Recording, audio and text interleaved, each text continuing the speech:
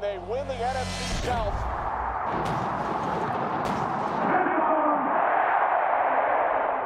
What's good, everybody? Let's talk some Tampa sports. Oh my goodness.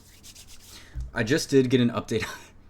I can't believe this is where we're at. I just got an update on my phone stating that the Bucs are signing Jason Pierre-Paul, who last played in 2023. It's been 2 years, by the way, to their practice squad. That's where we're at right now. And that's what a loss.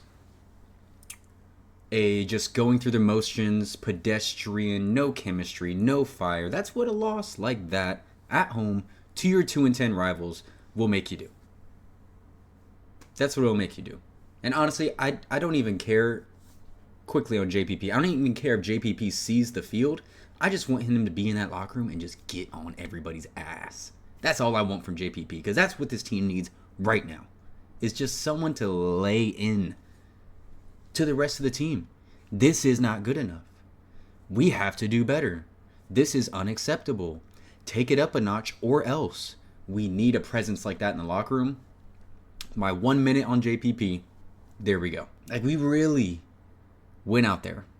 And basically, what they said coming out of the bye was playoff football from here on out. Here we go. We're in December football where, it's really playoff football. First game in December, once again. Lose at home to a rookie quarterback. Their running back was a 6th-round rookie, and Devon Vele. That's the team, that's the offense that beat you. Embarrassing. Me sitting out there, no poncho, shirt, shorts, just sitting out there for 3 hours in the pouring rain. Socks just squishing around in my shoes.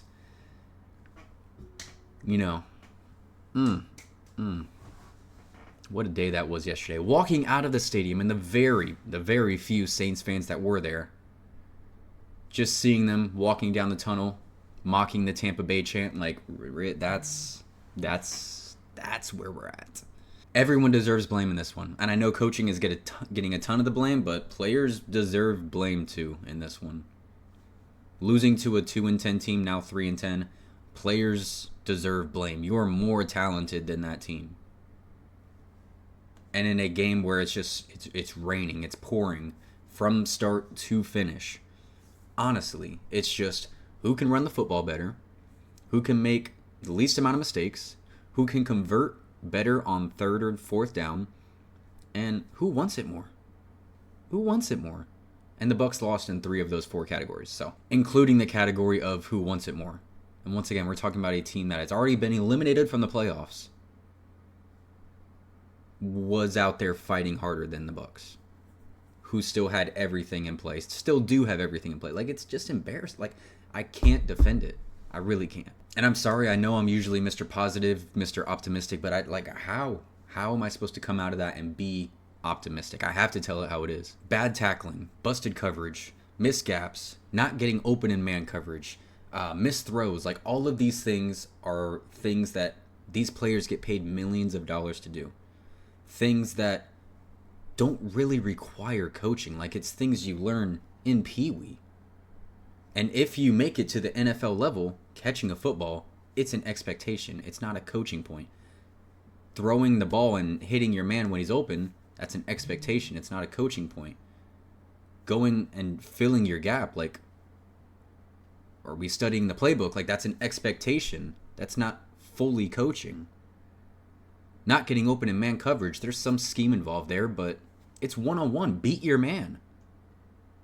Bad tackling. We're taught how to tackle when we're like little kids. Like, we have to teach how to tackle in the NFL. That's on the players. Like, a lot of this really does fall on the players. And as easy as a target as Todd Bowles is, because he's just the head man, him and the players deserve really the same amount of blame in my eyes. They do. We can criticize Todd Bowles for not having that fire, not having that fight, not having that charisma as a head coach. Where's that in the locker room, though? Where are the leaders on the defense, on the offense, getting up and laying into their teammates and brothers and be like, this is not good enough. It is a tie game right now in the second half with the Saints at home. This isn't good enough. What player is doing that? Effort is a choice. Effort is a decision. All it takes is a decision, a choice to get in front of your teammates and say it's not good enough. As a coach, you have a choice to instill that this is not okay. This is not good enough. We will not be this team from here on out. And it just didn't happen. If it happened behind closed doors, it wasn't effective. The message didn't get through. Is the message stale? Like, I can't tell you these things because they're behind closed doors, but from what I see, what I can tell, it's just not, I don't see that it factor. There's no killer instinct, none of that stuff. You need to be a successful team in this league. None of that is there. And like, hey, sometimes it happens. Teams lose to really bad teams. It absolutely happens. This is the first time the Bucs are, I don't know another term, stubbing their toe against, losing to a very much inferior opponent. Like, you think of their losses, the Bills, the Rams, the Lions, the Eagles. Like, obviously, they're all teams that are in the playoff race. This is the first team where it's just like, you really lost to them? You really lost to them? But, man, it's indefensible. That team at home. It came out yesterday that Levante David, Mr. Buccaneer, left the locker room early before media even had the opportunity to enter, like that fast. And according to media, that has never, ever happened in Levante David's career. So in my eyes, there's two outcomes as to what occurred right there. The first outcome is Levante David was upset, pissed off, disinterested, and just left early. Just not interested. Which, knowing Levante, not just as a player, but as a person, the cloth he's cut from, his upbringing, having met him, he's been to my house. Story for another day. Knowing Levante David, that's the less likely of the outcome. The other outcome number 2, is that he was pissed off. He was livid that we just lost to that team at home, given the situation that we're in the division race. And he laid into them. Mic drop, walk off, and did something he never done before, which was leaving the locker room early. One can hope. Because that team needed it. That team needs to be laid into. They need their teeth kicked in by someone on their team, not by the Saints. I mean, we can analyze this game. Once again, in a downpour, you're looking for 4 things from your football team. Can you run and stop the run? Number 2, can you convert on 3rd and 4th down? That's number 2. Number 3, can you play mistake-free football? And number 4, effort. Who wants it more? You know they're going to run the ball. They know you're going to run the ball a lot. There's throwing in there, but you know what to expect. It's going to be sloppy. Who wants it more? And in my eyes, the Bucs lost 3 of 4 of those things. Running the football, the Bucs did have more yards and yards per carry. I don't believe they went to it enough. And in a game where, the Bucs talk about, we like to go with the hot hands. Sometimes it's Bucky, sometimes it's Rashad, sometimes it's even Sean Tucker. Bucky was the cold hand in this game. And I think a lot of that comes down to it is a torrential downpour for 3 hours straight. Being able to, what Bucky does, he likes to cut up. Juke, spin, all that stuff. We know what Bucky does. Being able to do that on a surface like that, it's not easy and it's not very effective. And Bucky just wasn't very effective yesterday. We look at it here. He had the least yards per carry in the game. Then you look at Sean Tucker and Rachaad White. Those guys are both a lot more downhill than Bucky Irving is, which in a downpour is more effective. So, yeah, they ended up having 4.1. Rachaad White had 4.8 yards per carry on 11 carries. And we saw the one drive where the Bucs just hand the ball off. Sean Tucker, Rachaad White. They went right down the field and scored a touchdown. Didn't go back to it after that. Then, when you're looking at mistake-free football, of course you have turnovers. Tyler Shuck had a turnover. Zion McCollum had an interception.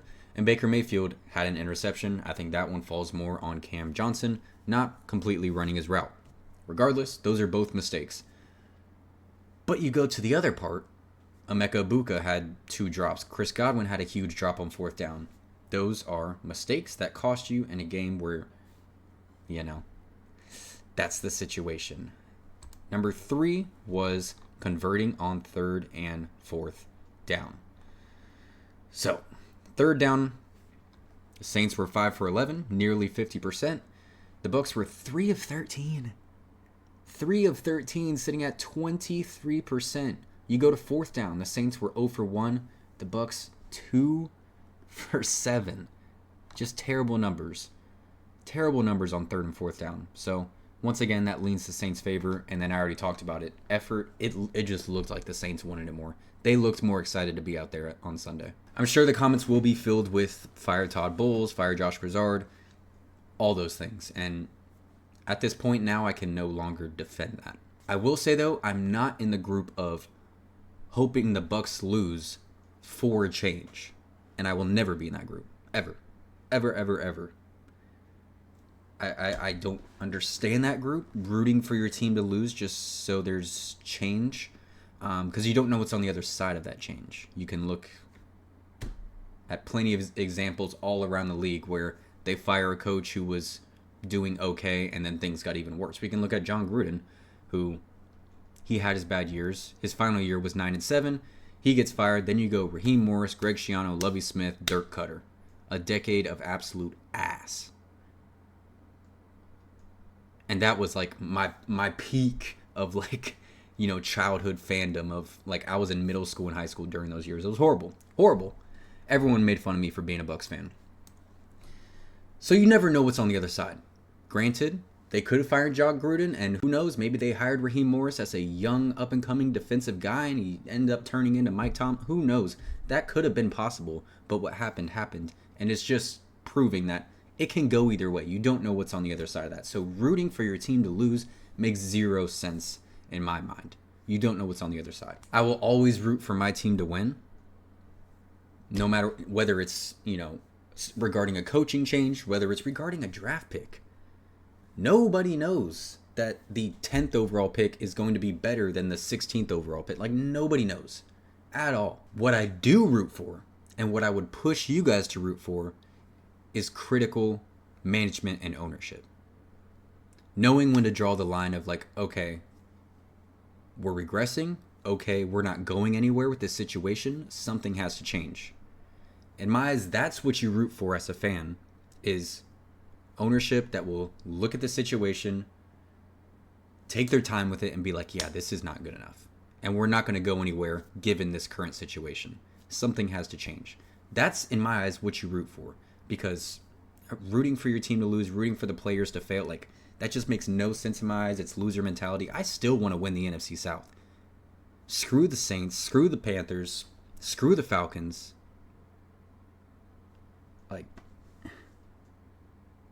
And you see Cameron Jordan on X talking about how he has a positive record against the Buccaneers and this, that, and the other. And then it just takes me right back to those Saints fans walking out of the game yesterday and making fun of the Tampa Bay chant. No. That's loser mentality. If you're yeah, come on, Saints, beat us. Yeah, come on, Panthers, Falcons. Come on, just beat us. It'll be okay. That is loser mentality in my eyes. Never. I want ownership who's going to be here's Todd Bowles' roster. Here's his situation. This is his 4th season. His best accomplishment is winning a wild card game against a Eagles team that was reeling. Are we going to get any further with this guy? And if they decide no, cut the ties and move on. That's what I root for. I'm not going to root for my team to lose. And I continue to see comments of I just hope we lose out and, Bowles is gone, and what? We can win out and lose in the first round and Bowles can still be gone. If ownership is critical and being yeah, we're just in a revolving door right now, something has to change. So there's that side. And then if some magical gift comes down from heaven where the Bucs somehow win a couple playoff games, make it to the NFC Championship, then Todd Bowles proved you wrong. And you have to give him credit for that. You have to acknowledge that. And Todd Bowles won't be going anywhere, nor would he deserve to go anywhere if that was, once again, gift from the heavens sort of case. Both things can be true. You can root for the Bucs to win they don't win enough and they cut ties. Or they win way more than you expected and he deserves to stay if that's the case. I'm going to be there Thursday. I'm going to be there the final game of the season against Carolina at home. I have an Airbnb booked for the Miami game. I'm going to be there because there's just no knowing what's on the other side. We've seen the other side. Sometimes it's good, sometimes it's bad. Sometimes it's Bruce Arians, sometimes it's damn Greg Schiano and Lovie Smith. And I think that was the first game where it's like, okay, the owners had to have like looked at that and be like, whoa, we really need to consider this. See how things play out, because we know they're not going to do it now. See how things play out, and we really need to consider this. In my eyes, once again, that's what you root for. They fired Gruden after a 9-7 year. They fired Dungy after a 9-7 year. Dungy made the NFC Championship. Gruden won a Super Bowl. Once again, Todd Bowles' greatest accomplishment is winning a wild card game. His leash should not be as long as those guys. So if they got fired after 9-7 seasons, once again, I know Gruden had worse than that, but he did win a Super Bowl. There's no reason Bowles should have the same length of a leash as those two guys. So there's no reason for me to believe that if they just, once again, either don't make the playoffs, absolutely, or if they go in, look bad in that game and just lose in the first round, there's no it's completely fair if they cut ties after that. But I'm not going to root to lose. So I'm glad this is a quick turnaround. I'm glad it's only 3 days until game day again, because it was just, that is a sick feeling, losing to that team at home in that situation, in the rain, just as a fan, like, horrible experience. Not fun. Would not recommend. So Thursday is the Atlanta Falcons, another bad NFC South team, and another bad divisional opponent at home on primetime. Creamsicles, Kirk Cousins. Oh boy, nothing can go wrong, right? Nothing can go wrong. Next 2 days, we'll preview the game. Tomorrow, we'll look into the Falcons. It's been a long time since we've seen them, so I'll update you guys with all of the changes, kind of the trajectory of their season, how things have gone, injuries, things like that. And then Wednesday, we'll preview the matchups before Thursday's game. So leave your comments down below. I know we all have a lot to say. I had a lot to say. I don't think I can tell you what I even said during this video. I feel like I just rambled for 20 minutes. So go ahead and ramble in the comments. I'll entertain it. Like and subscribe if you haven't already. Go Bucs. You all have a blessed one.